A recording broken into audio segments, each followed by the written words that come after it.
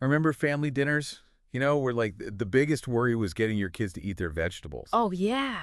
Now imagine, like, a world where the dinner table battle is over screen time. Right. And the stakes. They involve things like anxiety and depression, and even things as serious as suicide. Mm-hmm. It's a different world for parents today. It's like we're diving into this world of social media, this impact on our kids. It is a whole new landscape. I mean, this is a generation that has practically grown up online, right? So social media isn't just a part of their lives. It's kind of woven into the fabric of their existence. And that's why we're doing this deep dive. Yeah. It's so important. We're going beyond like the surface level. Right. And we're digging into the research. We want to understand how social media affects these young minds. Yeah. Particularly these preteens and teenagers. Absolutely. And we'll be using a report by a media psychologist. His name is Dr. Corey Emanuel. He'll kind of be our guide. And then we'll be weaving in some additional insights, using statistics from sources like the CDC and Yale Medicine. So we'll cover the good and the bad and even, the scary. But most importantly, we want to like arm you as the listener, give you the knowledge and the tools to navigate this digital world with your kids. Yeah, definitely. One of the first things to consider is like how early this exposure to the digital world begins. I think we always think about social media as like a teen issue. Right. But the reality is it starts much younger. Yeah, and we always think about like educational apps as harmless, right? Yeah. Or even beneficial. Exactly. But recent reports show that platforms like YouTube, they're incredibly popular. Oh, yeah. Even for kids under 12. Yeah. And it's more so than TikTok, which is surprising. It is. A lot of people are surprised by that. And that's precisely why parental awareness is so crucial. Even with, these seemingly benign platforms, we can't just assume because it's educational or entertaining that it's safe. Right. It's like we need a whole new parenting handbook. Absolutely. Just for the digital age. 100%. And it's not just about like the early exposure. It's about how much time they're spending online. Right. And then there's also the darker side of the digital world, things like cyberbullying and online predators. Right. And that's where things can get really scary for parents. Yeah, the statistics they're truly alarming. They are.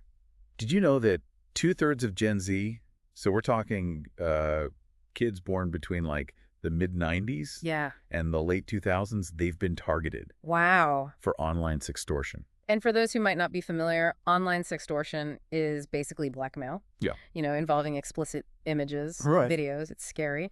Really highlights how vulnerable young people can be. And it's not just about those extreme cases either.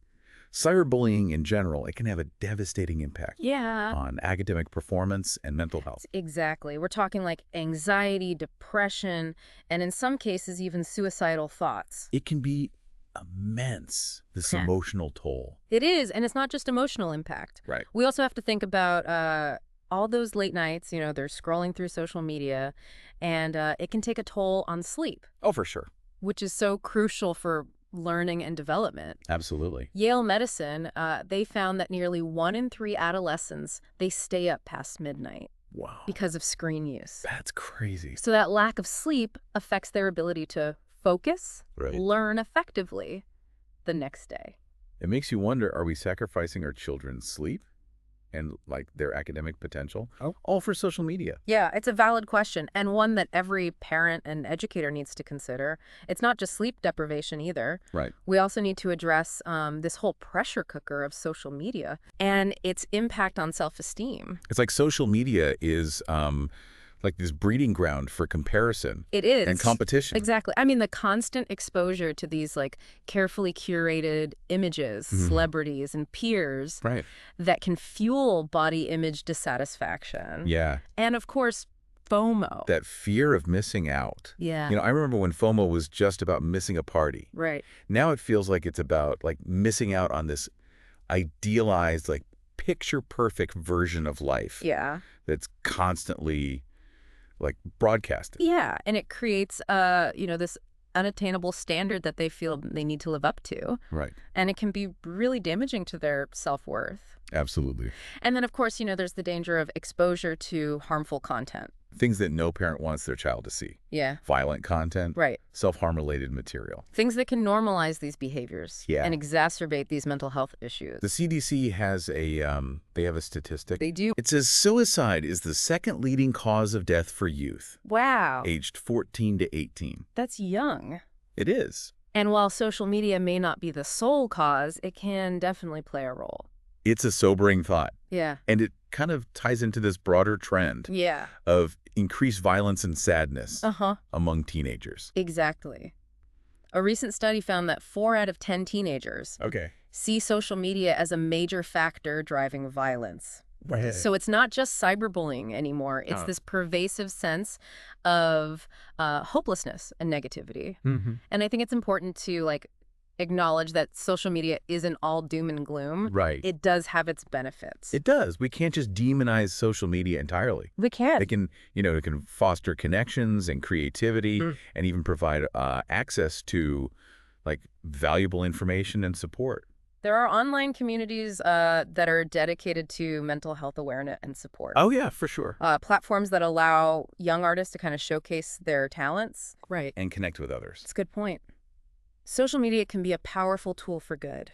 It can. They can help young people connect with their friends and family, express themselves creatively, even access online therapy resources. Absolutely. Which can be really valuable for those teens who might be hesitant to seek help in person. That's right. So it's not about banning social media. Yeah. It's about finding that healthy balance. Exactly. Making sure that they're equipped to navigate the online world. 100%. Safely and responsibly. And that's where parental involvement becomes so crucial. We can't just hand our kids a smartphone Right. and expect them to figure it all out on their own. You know, it's funny because we'd never hand our kids car keys without teaching them to drive. Exactly. It's like giving them this powerful tool without a manual. Right. Dr. Emanuel, the psychologist we mentioned, he recommends creating a digital family plan. Okay.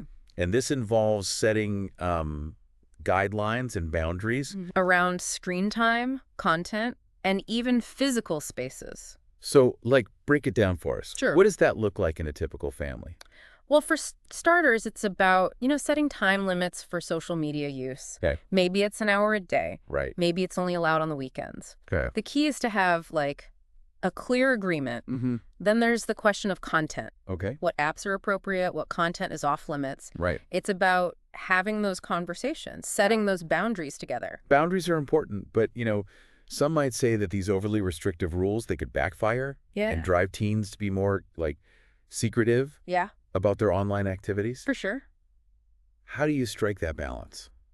It is a delicate balance. Yeah. The key is open communication. Okay. Make it clear that the rules are about their safety and well-being. Right. Not about being controlling. So it's about having these ongoing conversations. Yeah. Not just laying down the law and walking away. Exactly.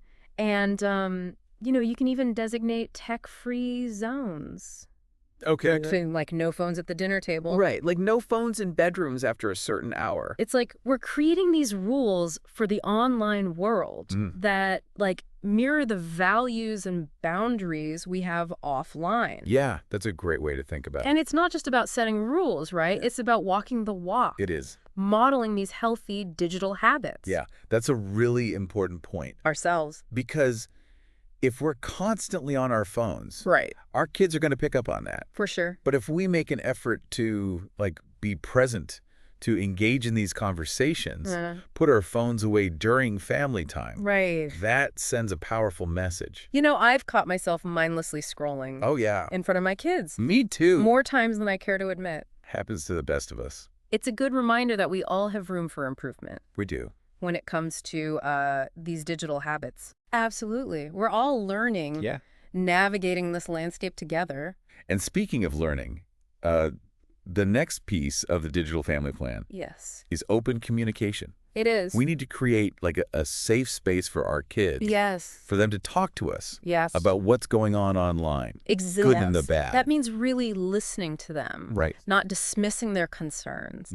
Not judging them for their mistakes. It's about building that trust. It is. That understanding so that they feel comfortable coming to us if they're being bullied, if they're struggling, or if they encounter something disturbing. They need to know that we're there for them no matter what. It's not always easy to talk about this stuff, It's not. especially when it involves these sensitive topics like Well, sexting, yeah. cyberbullying. Any tips for parents who are like struggling to have those conversations? Yeah, like how do we even start? Well, I would say start by educating yourself Yeah. about the risks and challenges that these young people face. Right. There's some great resources out there. Yeah. Organizations like Common Sense Media, Mhm. the National Center for Missing and Exploited Children. Okay. And remember, it's not about having one big talk. Right. It's about having these ongoing conversations, Okay. checking in regularly, Uh-huh. letting your child know that they can come to you Yeah. with anything. So it's this multi-pronged approach. Yeah. Setting boundaries, modeling, and fostering this open communication. Exactly. What else can parents do? The final piece is monitoring. Okay. We need to stay informed about what our kids are doing online, Mm-hmm. not in a intrusive way, Right. but in a way that helps us protect them Yeah. and guide them.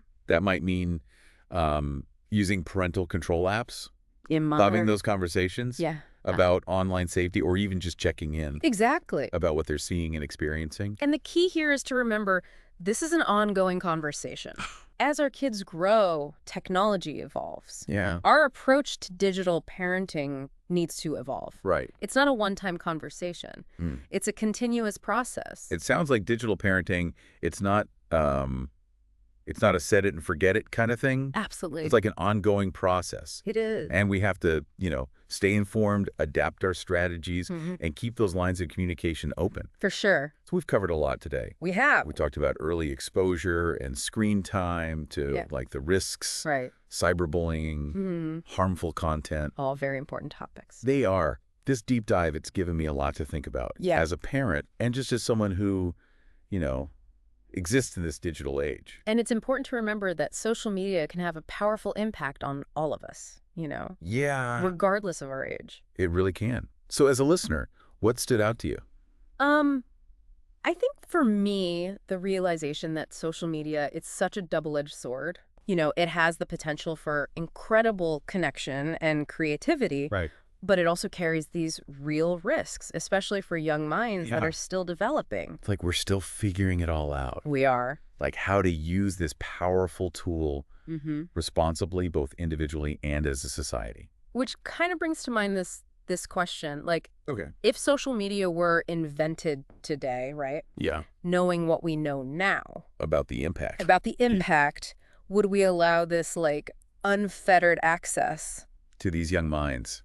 Wow, that's a powerful question. It is. To end on, it really makes you think about the responsibility Yeah. that we have in shaping this digital world for future generation. It's a responsibility we all share, Parents, Mhm. educators, policymakers, tech companies, Individuals. individuals. We all have a role to play Yeah. in creating, a healthier, safer, more balanced digital world. It's a challenge, It is. but it's also an opportunity to build something better. I think so. Well, thanks for diving into this complex topic with us today. Thanks for having me. We hope this conversation has sparked some important reflections Yeah. and maybe even some meaningful conversations around your own dinner table. That's what we hope for. Until next time, keep exploring Keep questioning. and keep the conversation going.